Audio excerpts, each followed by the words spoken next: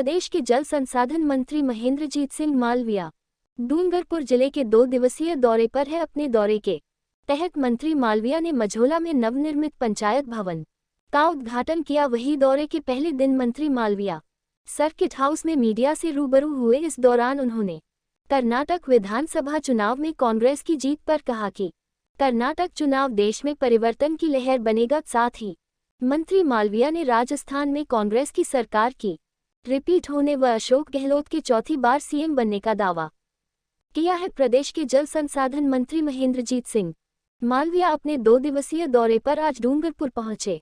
Dungarpur circuit house में पहुंचने पर मंत्री मालविया का पूर्व सांसद ताराचंद भगोरा सहित अन्य कांग्रेसी नेताओं ने स्वागत किया। वहीं इस मौके पर मंत्री मालविया ने कांग्रेसी नेताओं से जिले के राजनीतिक हालात व सरकार की योजनाओं और महंगाई राहत कैंपों का फीडबैक लिया। इधर इसके बाद मंत्री मालविया सर्किट हाउस में मीडिया से रूबरू हुए। इस दौरान जल संसाधन मंत्री महेंद्रजीत सिंह मालविया ने कर्नाटक विधानसभा चुनाव में कांग्रेस की मिली बड़ी जीत पर कहा कि इस जीत ने भाजपा के देश को कांग्रेस मुक्त करने को घमंड को तोड़ दिया है। वहीं कर्नाटक चुनाव देश में परिवर्तन की लहर बनेगा। इस मौके पर मंत्री मालविया ने राजस्थान सरकार के महंगाई राहत कैंप को लेकर कहा कि आने वाले समय में ये कैंप पूरे देश के लिए उदाहरण बनेंगे। इधर मीडिया से बातचीत करते हुए सचिन पायलट के मुद्दे पर जल संसाधन मंत्री महेंद्रजीत सिंह मालविया ने कहा कि सचिन पायलट व उनकी पीढ़ियां कांग्रेसी है, वे हमेशा कांग्रेस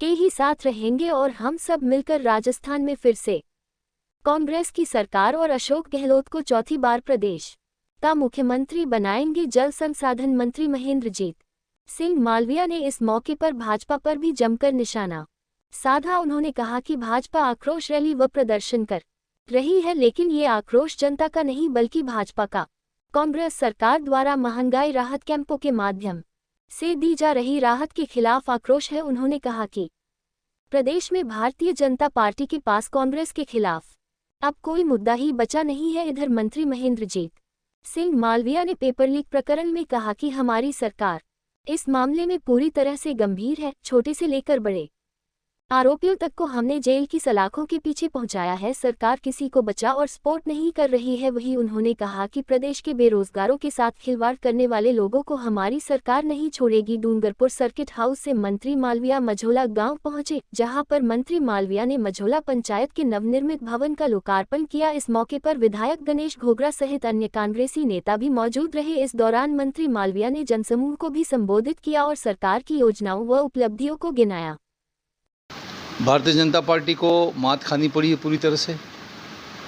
कांग्रेस पार्टी ने एकजुट होकर सच्चाई के लिए लड़ाई लड़ी और जैसे ही राहुल गांधी जी ने पदयात्रा में कहा था कि नफ़रत के बाज़ार में मोहब्बत की दुकान खुली है, तो मोहब्बत का रास्ता कर्नाटक से शुरू हुआ है। पूरे देश में परिवर्तन की लहर है। निश्चित रूप से हमारी जो योजनाएं हैं उस योजनाओं को पूरा देश स्वीकार कर रहा है।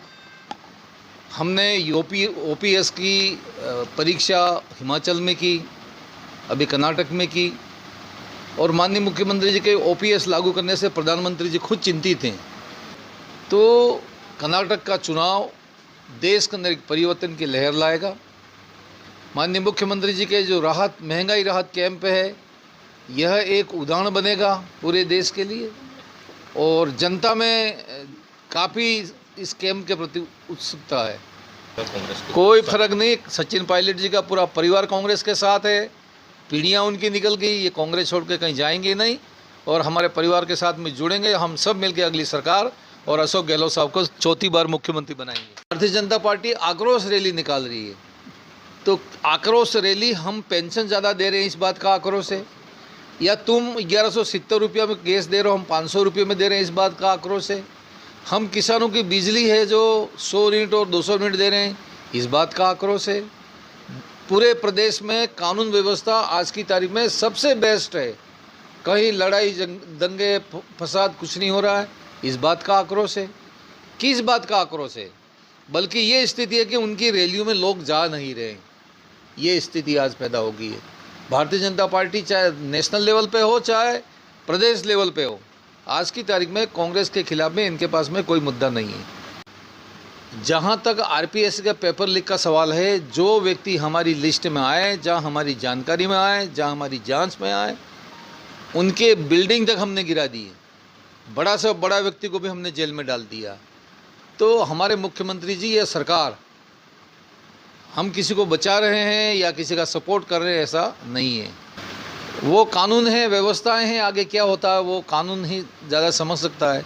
लेकिन हम तो ये बात कह रहे हैं कि किसी ने भी अगर कोई भी गलती की है और बेरोजगारों के खिलाफ में की है, तो हमारी सरकार और हम इन लोगों को छोड़ेंगे नहीं।